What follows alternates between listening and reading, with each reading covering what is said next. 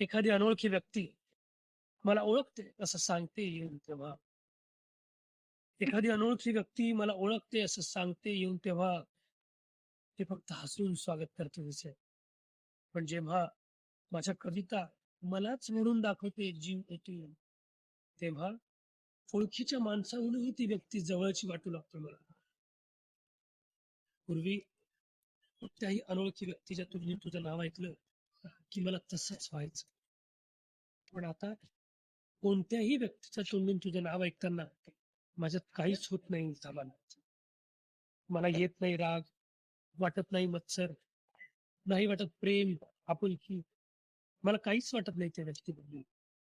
माझं मन उदास होत नाही, मला एकटं वाटत नाही. मी फक्त चालत राहतो, मिळेल तो रस्ता. मी फक्त चालत राहतो, मिळेल तो रस्ता. तुझ्या माझ्या संबंधाबद्दल आता फक्त एवढंच मिळू शकतं. कविवर्य सौमित्र यांची कविता कशी वाटली?